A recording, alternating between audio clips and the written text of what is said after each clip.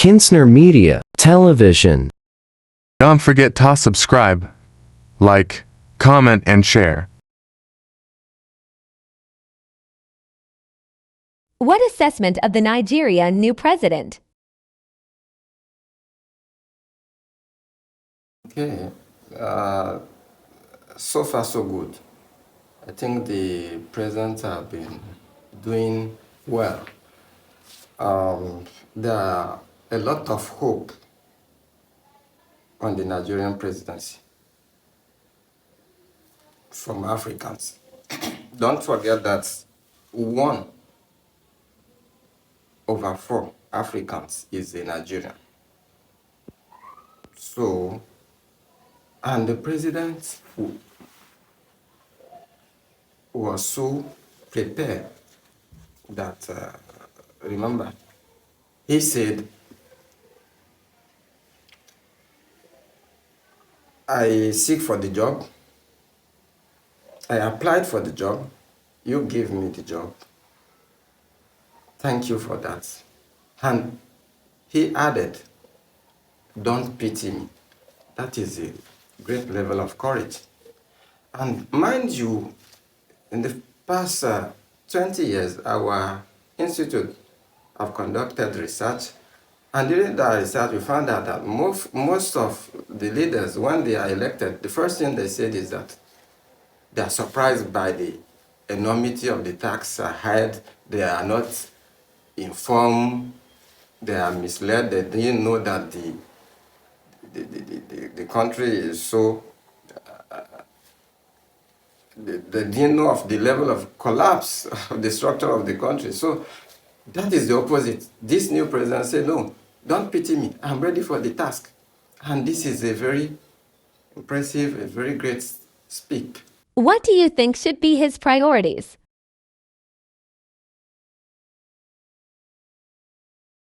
The priority of the new president, I think it should be economy.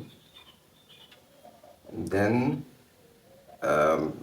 under economy, we have an agricultural revolution. Excuse me, don't you think industrialization is important and why is it that African continent lacking behind? Okay,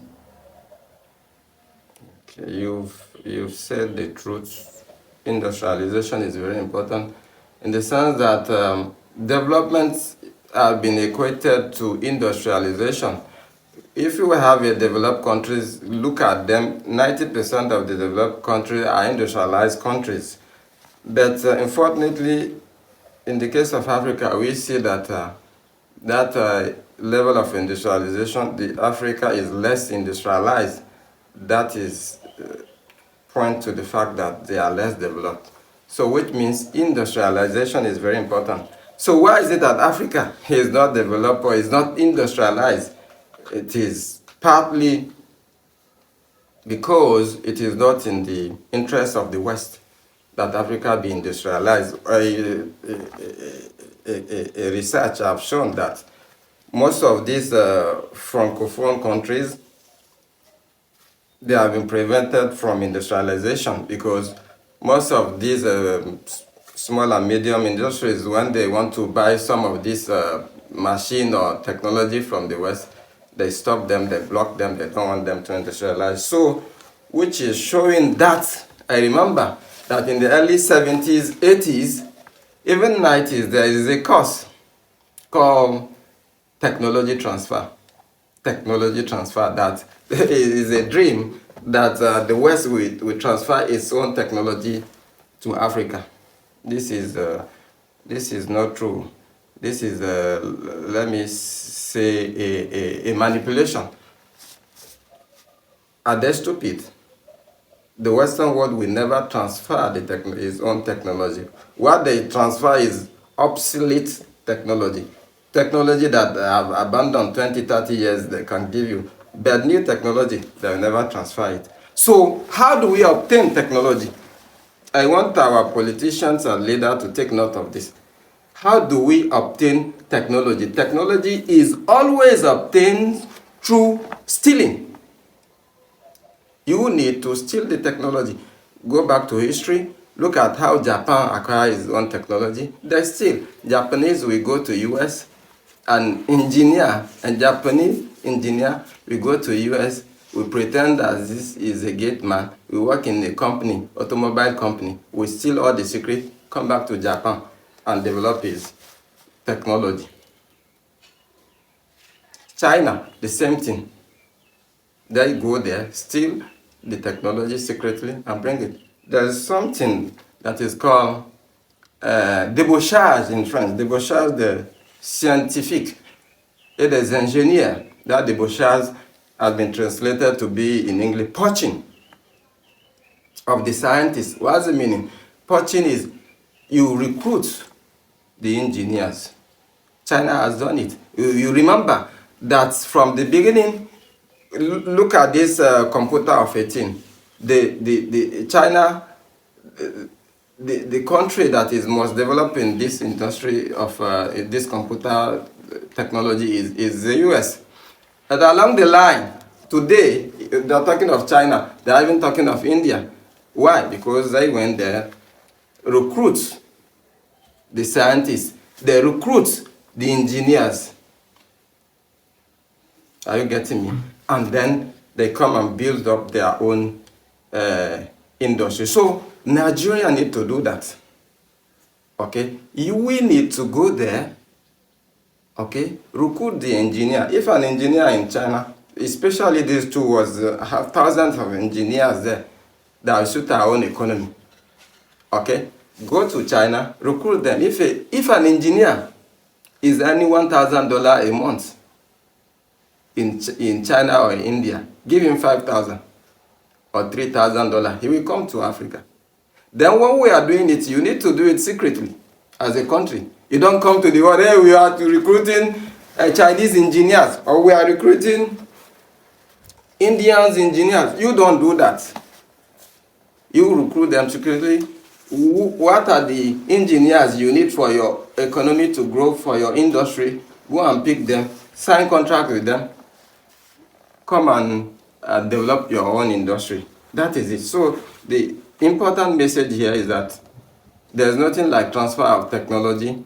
It is by theft. It is stolen and is done intelligently. Secret task force, a committee need to look at it and see what are the areas we need the engineers.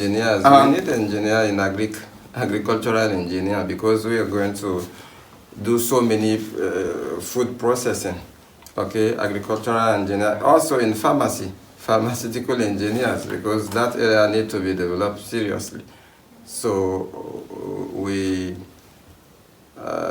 also need engineers in infrastructure. But those three areas are very important for industrializations. Now back to agricultural revolution. Yes, the agricultural revolution is very important because that is how we attain self-sufficiency in food. And then the whole sub-region, we have the land, we have the climate, we have everything it takes to make positive impact. So, and in the context of Nigeria, we have job creation to be done through youth employment. So for instance, you recruit about 1 million youths into the agricultural revolution, and then those 1 million youths will also act as soldiers. They will also act as soldiers to develop, and then the fact that each locality will provide agents, we provide soldiers. It is a positive thing, because when you know that the soldier, the agent you are recruiting is from the locality, people are more prone to provide information, intelligence report. People see them as their brothers, and then and provide enough information. So that agricultural revolution we are talking about will not only stop on producing alone primary product like raw material. It should also go to transform those raw material. Okay, that is the essence of an agricultural revolution, because when you don't put the added value, it doesn't make sense at all. I will give you an example of some of these products.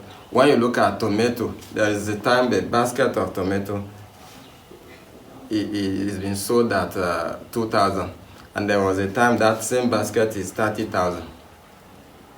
And you will see the tomato spoiling on the street because they don't have a place to conserve it. So when you, with the processing this tomato, we be conserved in the tin tomato, and those will be used at the time of rarefaction of those products. That is for tomato, for instance. We have also oil. When you consider groundnuts can be processed into groundnut oil. You have palm tree that can be processed into oil, palm oil. Okay, we have also sugar cane will be processed into sugar. We have cotton. Remember that in the olden days we have the Kaduna textile, okay, employing more than 1 million youths, 1 million workers, okay, directly or indirectly. So when we have this cotton processed into material, and you will see that into textile material is creating more job for the youth, and so on and so forth. For instance, another vivid example is cocoa.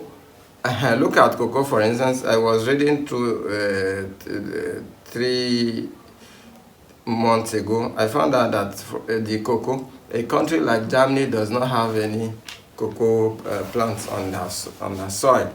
But what do? They import cocoa from Africa.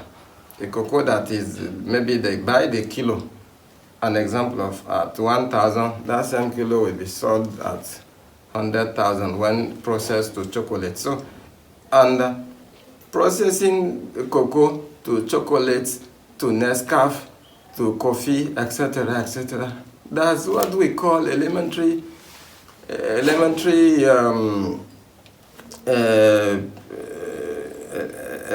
chemistry, okay, elementary engineering.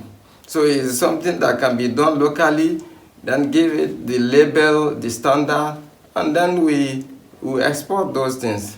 So, and I said Germany is having about 4 to 5 billion US dollar on this chocolate alone. Meanwhile, they don't have the raw material. We are the one that have it. So we have another advantage.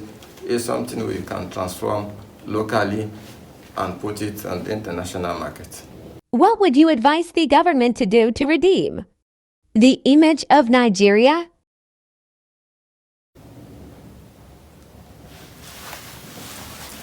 So when you look at the country, you see that's a very important question as well, because the image of the country has been battered, and so many, I think, is coming from two angles. The first angle, when you look at Nigeria as a country, Nigeria is a regional power, and we have also some colonial power. Okay, from research we found out that those colonial power, through false propaganda, send fake image of Nigeria to the outside world and to the neighboring countries.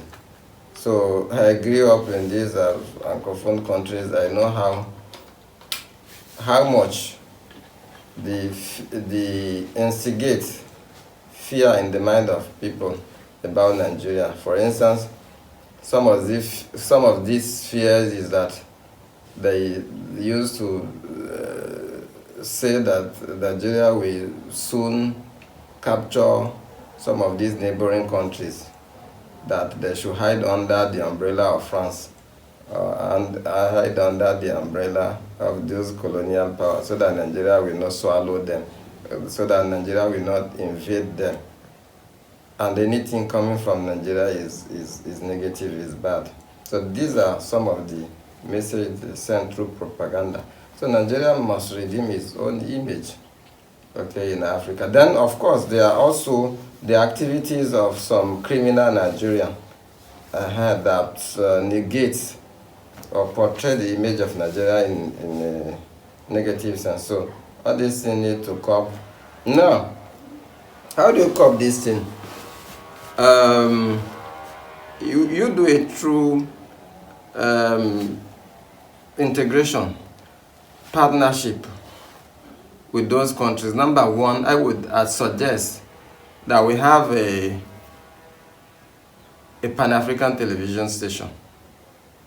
We recruit the best journalists, okay, on that television, and we send the image of the country on that television. The television might be bilingual. We have news in both French and English. Then we have, the films and cultural activities of Nigeria is love in these countries. Okay?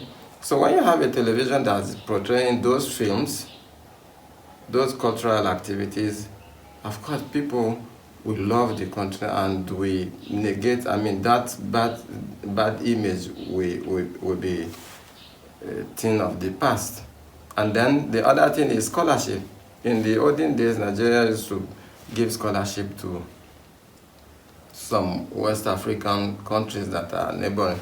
I think that idea of scholarship should be kept. That is what the West do. The West will pick the best of our students, and then they will remain there. So if we have a scheme of scholarship for those of our West African students, these are the youths that are the best defender of Nigeria in the future. They are the best representative of this. So let's have that scheme of giving scholarship to the meritorious one, and then assistance to those countries in need. Are you getting me? But whenever the government is doing something, it should be advertised. Let the people know that they are assisting them and they are helping them, because that is what the West do. If the West is giving you one needle, they will show it. The whole TV, the whole world will know that they are giving. What I sense in the past is that Nigeria, even if they are helping those countries, they don't publicize it. Nobody knows about it.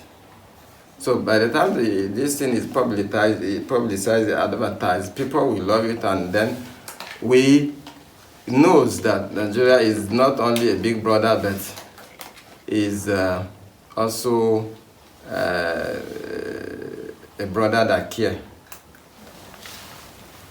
Of cooperation with those West African countries, okay? The rice revolution, I think General Buhari have started it. Let's have a partnership and let's put more investment on this rice of a thing. Let's do it with some of our neighboring countries. Fertilizer also. Let's also put more money. It's a business of billions, and let our neighboring country buy it from us, because be it rice, be it fertilizer, all these people, they buy it from outside. And another very important area is the pharmaceutical industry. Pharmaceutical industry, the drugs we're buying, 95% of the drug in Africa are imported. 95% are imported. In the whole Africa, we have just 375 industrial units. Okay, 375 industrial units. That is pharmaceutical unit of production, 375.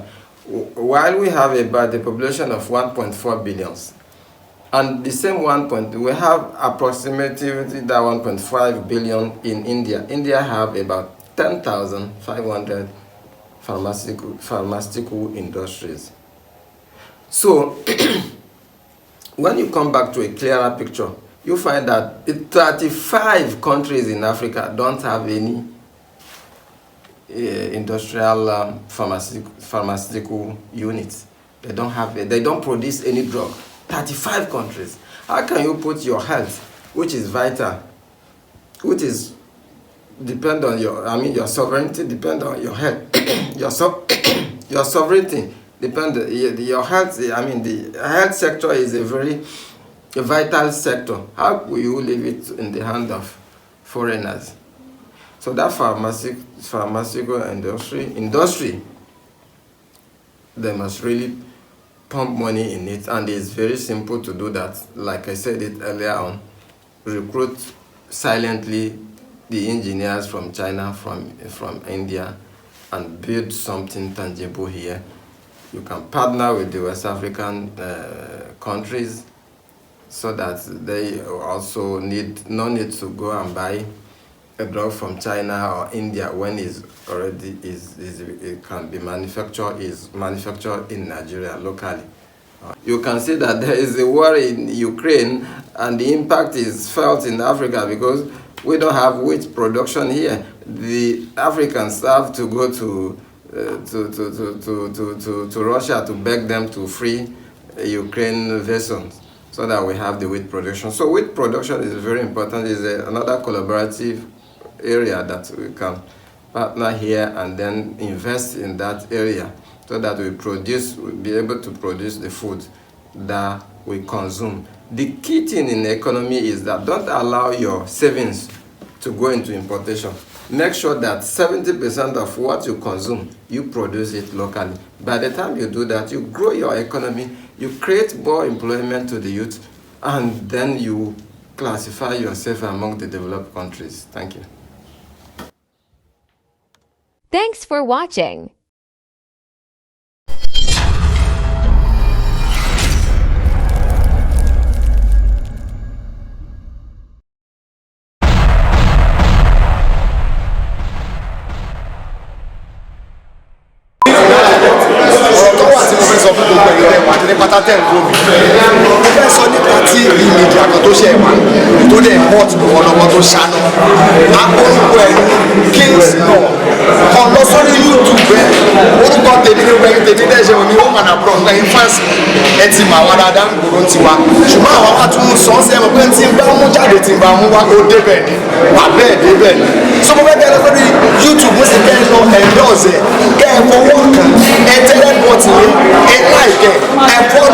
Subscribe.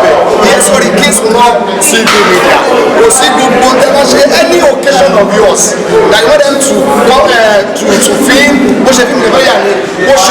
party, anything, they are there for you. When they do a perfect camera, that's the show daddy. And the man is follow my sister, my brother, and so no, the artists were musician, they come out of Kings No Media TV. They are the best. What about the Kids No Media TV. Check out Kids No Media TV online television. Oh shit, oh la, God.